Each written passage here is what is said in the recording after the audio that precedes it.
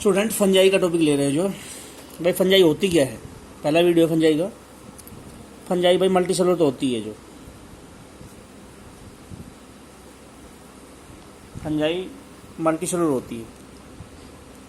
Fungus plant animal तीनों multi cellular होते थे। दूसरा यूकेरियोटिक होती है। तो तुम बोलोगे जी यूकेरियोटिक होती है तो 4 किंगडम यूकेरियोटिक थे, मोनारा के अलावा चारों यूकेरियोटिक थे। हेटेरोट्रॉफ होती है। प्लांट अकेला मल्टीसेलुलर यूकेरियोट है जो फोटोसिंथेसिस करता है। मल्टीसेलुलर यूकेरियोट सिर्फ प्लांट है जो फोटोसिंथेसिस करता है। प्लांट अकेला है जो मल्टीसेलुलर भी है। फंगस प्लांट और एनिमल तीनों मल्टीसेलुलर है। प्लांट ऑटोट्रोफ है, फंगस एनिमल हेटेरोट्रोफ है। सेल वॉल प्रेजेंट होती है। तो ये 4 कैरेक्टरिस्टिक फंगस के होते हैं। जो ये मल्टीसेलुलर का कैरेक्टरिस्टिक कहाँ का मिला?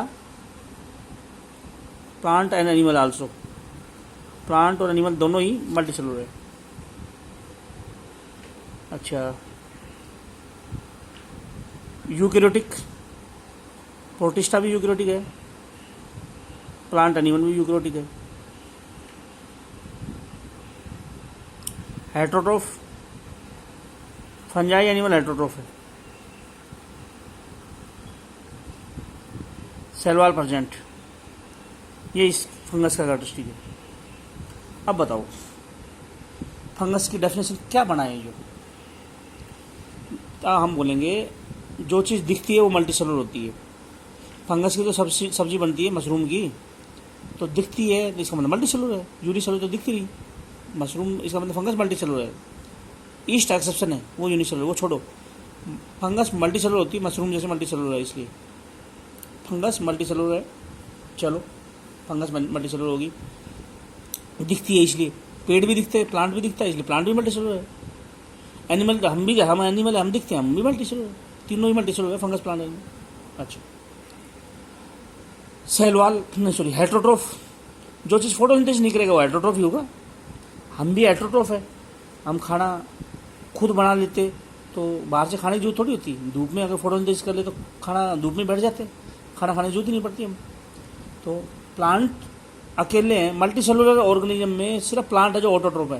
फंगस एनिमल हेटेरोट्रोफ है दोनों। फंगस ब्रेड से खाना ले रही है, बाहर गंदगी से खाना ले रही है, हम प्लांट को खा के खाना ले रहे हैं। तो फंगस एनिमल दोनों ही हेटेरोट्रोफ है।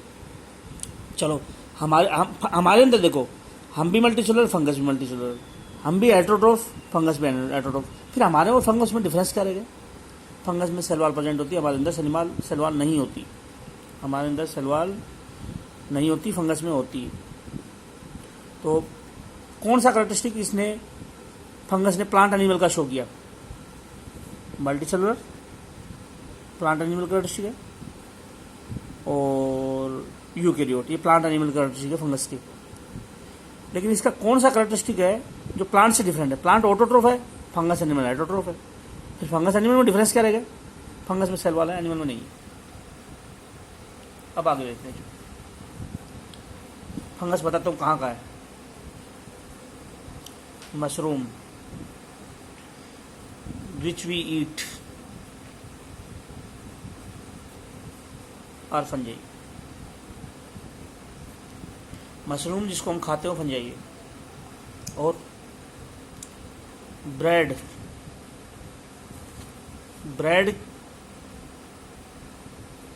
फंगस बनाती है, prepared by fungi.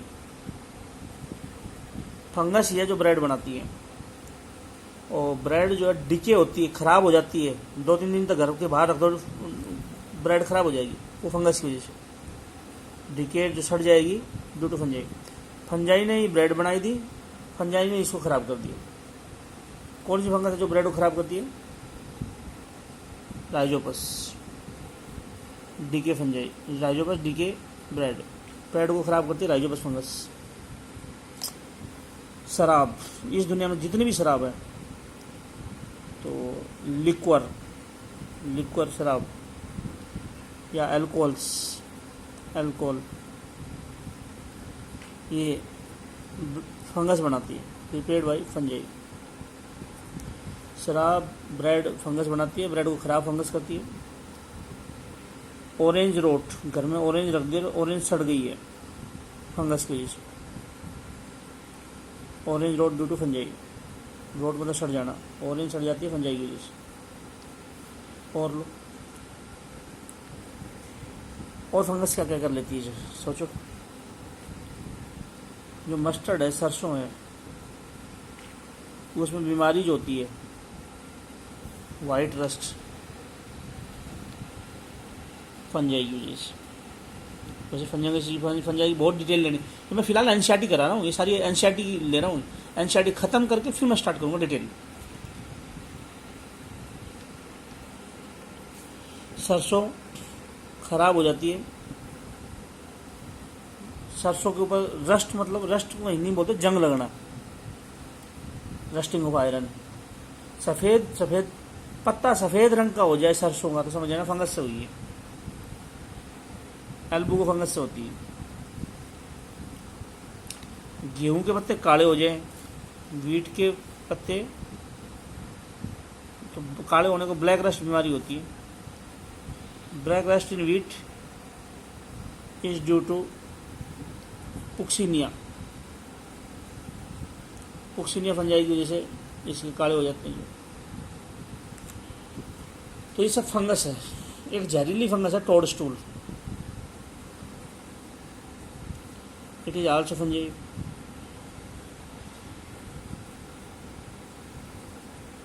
Toadstool ये भी फंगस है। चलो ये फंगस का एग्जाम्पल दे। फंगस 4 टाइप की होती है, 4 टाइप्स ऑफ न्यूट्रिशन। 4 टाइप के न्यूट्रिशन होते हैं फंजाई में, या फंजाई 4 टाइप की होती है। सैप्रोफाइट, सैप्रोफाइट फंगस क्या करती है, गंदगी को तोड़ती है और उससे लिक्विड फूड बनेगा, उसको ऑब्जर्व कर लेंगे। These fungi break down the dead matter. Saprophyte जो फंगस होती है, सैप्रोफाइट फंजाई होती है, गंदगी को तोड़ देती है। Liquid food is observed bye these fungi. तुम बोलो जी बैक्टीरिया में सुना था भाई कहीं गांव में कूड़ा डाल रहे हैं किसी गंदगी में, एक गंदगी है, एक गड्ढा है, उसमें कूड़ा ही कूड़ा डाल रहे हैं। तुम बोलो जी उस गड्ढे में तो बैक्टीरिया फंगस हैं जो उस गंदगी को तोड़ेंगे और खाद बना देंगे, जो फिर उसको खेत में डाल सकते हैं। तो बैक्टीरिया के साथ फंगस भी होती है। स्लाइम मोल्ड भी डिकम्पोजर प्रोटिस्ट है, लेकिन बैक्टीरिया फंगस मोस्टली डिकम्पोजर होते हैं। तो सच फंजाई आर आल्सो कॉल्ड, ऐसी फंजाई को हम डिकम्पोजर फंजाई बोलें जो गंदगी को तोड़ेंगी। तो बैक्टीरिया जो होते हैं वो भी डिकम्पोजर होते हैं। Bacteria are also decomposer. Bacteria भी डिकम्पोजर है और सैप्रोफाइट फंगस जो होती है वो भी डिकम्पोजर होते हैं, गंदगी को तोड़ देते हैं। बैक्टीरिया भी डिकम्पोजर है और सैप्रोफाइट फंगस वो भी डिकम्पोजर है, ये दोनों ही गंदगी को तोड़ते हैं। तो ये न्यूट्रिशन होगा, सैप्रोफिटिक न्यूट्रिशन, गंदगी को तोड़ रहे हैं और फिर लिक्विड फूड ऑब्जर्व कर रहे हैं। Such nutrition is called saprophytic. इस तरह खाना खाए कोई तो फंगस ऐसे खाना खाती है, is called such nutrition is called saprophytic nutrition. इस तरह से खाना खाने को बोलेंगे सैप्रोफिटिक न्यूट्रिशन। ठीक है। दूसरे पाओ पैरासाइट।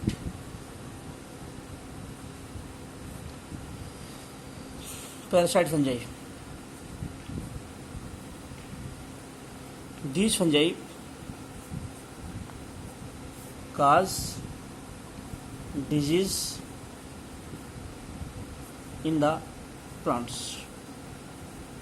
पेड़ों में बीमारी करती है पैरासाइट। तो यूँ बोल देंगे प्लांट से ये फूड लेंगे, disease in plant and animal. Fungi plant और एनिमल में बीमारियाँ करती हैं। एनिमल में तो बहुत कम बीमारियाँ होती है, जैसे दाद वगैरह हो जाता है। पेड़ों में बहुत ज़्यादा बीमारी फंगस से होती है। तो ऐसा न्यूट्रिशन जिसमें कोई चीज़ लिविंग चीज़ से खाना ले, प्लांट एनिमल से फूड ले, such nutrition where food is taken,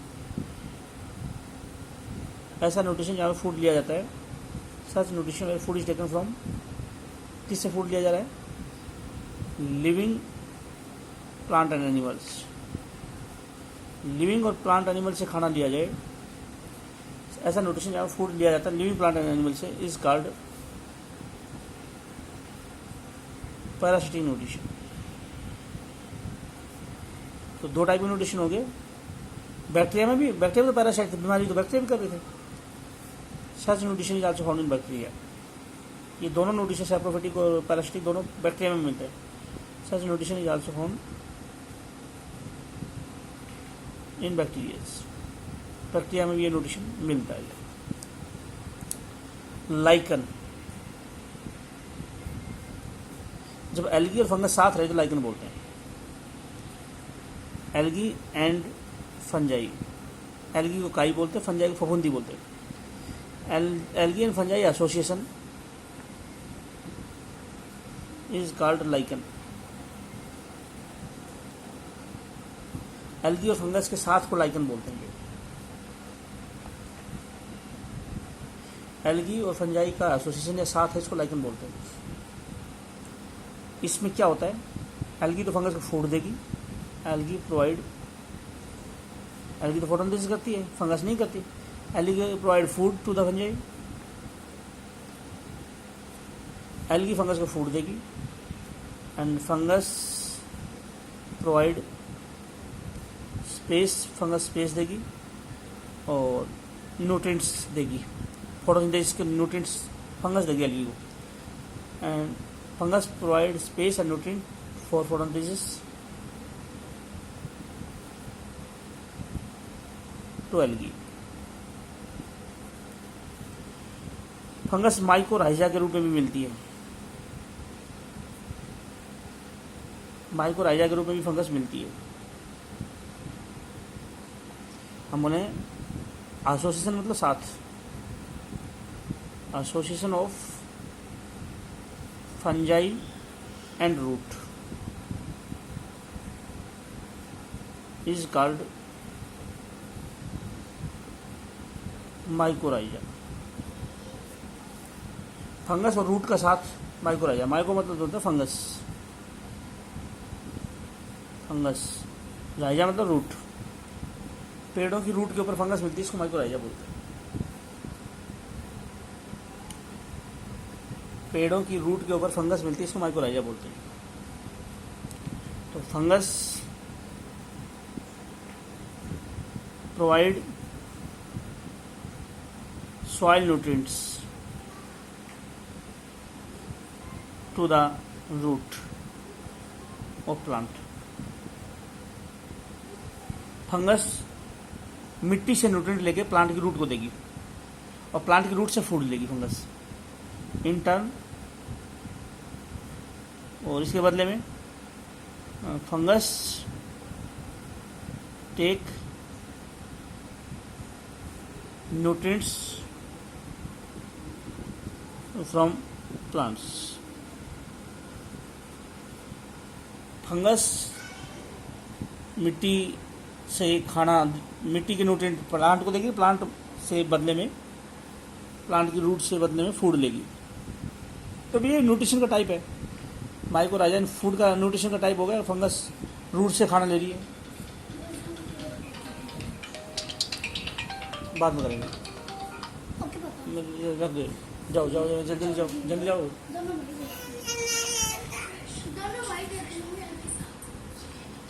तो माइकोराइजा और लाइकन दोनों ही, लाइकन फूड का लेने का तरीका है, यहाँ पे फंगस एल्गी से फूड ले रही है, माइकोराइजा में फंगस फूड रूट से ले रही है, हो गए ना।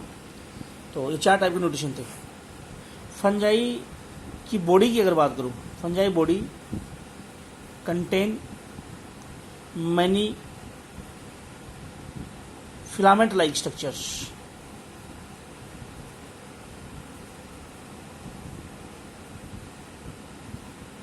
फंजाई का शरीर जो है कई धागों से बना हुआ है, these filaments are called Haifa या हाइफी। फंगस के शरीर में धागे ही धागे हैं जिनको हाइफी बोलते हैं। धागा ये हाइफी है, ये हाइफी है, ये हाइफी, ये हाइफी, सारे हाइफी को मिला के बोलते हैं ऑल हाइफी। सारे धागे को, पूरे जितने भी धागे हैं, ऑल हाइफी आर कॉल्ड, एक धागा हाइफी है, सारे धागे से मिलेंगे, सेलों के, सेल के बने होंगे वो धागे जो। तो ऑल हाइफी, तो धागा या फिलामेंट हो गए, all hyphae are called mycelium. धागे धागे हैं जिनको हाइफा बोलेंगे, सारे हाइफा को माइसीलियम बोलेंगे। ठीक है। रिप्रोडक्शन कैसे करती है फंगस? फंगस में रिप्रोडक्शन का ये तरीके होते हैं। स्पोर फॉर्मेशन और वेजिटेटिव रिप्रोडक्शन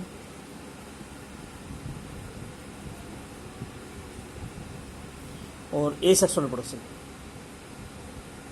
नहीं एसेक्सुअल नहीं, सेक्सुअल रिप्रोडक्शन। तो वेजिटेटिव रिप्रोडक्शन में तो इनको बोलते हैं, बाइनरी फिजन शो करती है कुछ फंगस, जैसे ईस्ट है, ये वेजिटेटिव रिप्रोडक्शन है बाइनरी फिजन। ईस्ट बडिंग भी शो करती है, ये दोनों बैक्टीरिया में मिलते, सॉरी बडिंग और फिजन प्रोटिस्टा में मिलते। बाइनरी फिजन तो मोनेरा में मिलता था, प्रोटिस्टा में मिलता था, फंगस में मिलता है ईस्ट में। बडिंग भी प्रोटिस्टा में मिलती थी, आर्सेला के अंदर, मोनेरा के अंदर, कुछ के अंदर बडिंग बडिड बैक्टीरिया मिलते हैं जो। और फ्रेगमेंटेशन, फंगस कई टुकड़ों में टूट जाए तो फ्रेगमेंटेशन बोलते हैं। इन सारों को वेजिटेटिव रिप्रोडक्शन बोलते हैं। अच्छा, ए सेक्सुअल मेथड को, अगर ए सेक्सुअल रिप्रोडक्शन किसको बोलते हैं? स्पोर वाले मेथड को। ए सेक्सुअल रिप्रोडक्शन को बोलते हैं स्पोर फॉर्मेशन वाले को। ए सेक्सुअल स्पोर बनेगा तो बोलेंगे एक सेक्सुअल रिप्रोडक्शन चल रहा है, स्पोर बनेगा तो ए सेक्सुअल रिप्रोडक्शन बोलेंगे। बताओ कौन कौन से स्पोर ए सेक्सुअल रिप्रोडक्शन शो करते हैं? स्पोर बनने वाले को ए सेक्सुअल रिप्रोडक्शन बोलते हैं, नाम बताओ। तो हम बोलेंगे जू स्पोर, मोटाइल स्पोर को बोलते हैं, जो स्पोर चलता है। तो बोले स्पोर क्या होता है? एक सेल पूरा ऑर्गेनिज्म बनाते तो वो स्पोर है। स्पोर एक सेल का होता है और बगैर किसी चीज़ के जुड़े पूरा ऑर्गेनिज्म बना देता है। दो सेल, क्या करें, एक मिनट बोल देता हूँ, रुकिए चलो। ए सेक्सुअल रिप्रोडक्शन, ए सेक्सुअल प्रोडक्शन, ये सेक्सुअल थोड़ा सा खाली, ए सेक्सुअल प्रोडक्शन जो था इस स्पोर से होता है। तो मैंने कहा दो सेल जुड़ जाए तो गैमिट कहलाएंगी, स्पर्म हो रहा है, गैमिट होते हैं, दो सेल जुड़ती है पूरा ऑर्गेनिज्म बनाती है। एक सेल से पूरा ऑर्गेनिज्म बनाते तो स्पोर होती है। तो ये याद रखना, स्पोर बार बार में आएगा। सिंगल सेल पूरा ऑर्गेनिज्म बनाए तो स्पोर है, दो सेल फ्यूज होकर पूरा ऑर्गेनिज्म बनाए तो गैमिट है। तो जू स्पोर जो होते हैं वो क्या होते हैं? चलते हैं, फ्लैजिला होता है, इसलिए मोटाइल स्पोर होते हैं। ए प्लेनोस्पोर जो मूव ना करे, नॉन मोटाइल। कोनिडियोस्पोर जो रंगीन स्पोर होते हैं, कलर्ड स्पोर होते हैं, कलर्ड स्पोर होते हैं और चेन में बनते हैं, फॉर्म इन चेन। और एक होता है स्पोरेंजियोस्पोर, स्पोरेंजियोस्पोर ये जो है सेल के अंदर बनेगा, फॉर्म, सेल को स्पोरेंजियम बोल देंगे, फॉर्म इन स्पोरेंजियम, सेल के अंदर या स्पोरेंजियम में बनेगा तो उसको बोलेंगे स्पोरेंजियोस्पोर। तो ये सारा कराऊंगा, डिटेल चलेगी इन सब की, जो बस बेसिक बता रहा हूँ फिलहाल मैं। सेक्सुअल रिप्रोडक्शन कैसे होता है फंगस के अंदर? फंगस में सेक्सुअल रिप्रोडक्शन कैसे होता है तो मैं बोलूँगा ऊस्पोर, जाइगोस्पोर और एस्कोस्पोर, ये सेक्सुअल स्पोर है। इनकी डिटेल अभी नहीं बताऊंगा मैं, जब इन टॉपिक को आगे लेऊंगा तब बताऊंगा, अभी फिलहाल एनसीईआरटी से करा रहा हूँ जो। दूसरा, सेक्सुअल रिप्रोडक्शन कैसे होता है? जो सिंगेमी, इन फंजाई, फंजाई में सिंगमी कैसे होती है? तो मैं बोलूँगा पहले होती है प्लाज्मोगमी, प्लाज्मोगमी होती है, ये 2 सेल है, ये 2 गैमिट है, ये न्यूक्लियस है, ये गैमिट थे, ये न्यूक्लियस थे, और ये गैमिट जुड़ गए, न्यूक्लियस नहीं जुड़े, सेल जुड़ने को बोलते हैं न्यूक्लियस, सेल मेम्ब्रेन जुड़ जाए, न्यूक्लियस ना जुड़े तो प्लाज्मोगमी बोलते हैं, fusion of cell membrane, cell membrane of the gametes.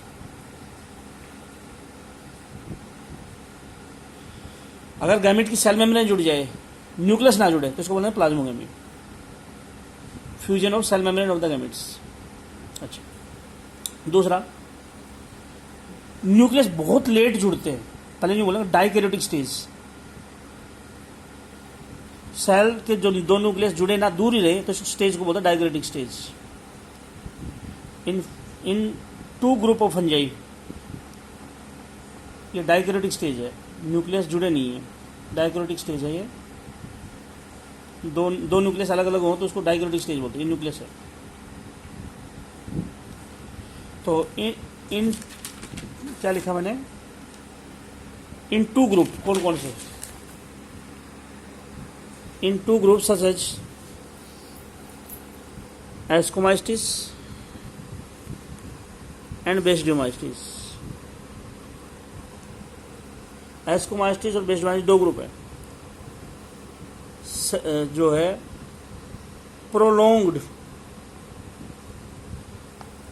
Prolonged dikaryotic stage is present,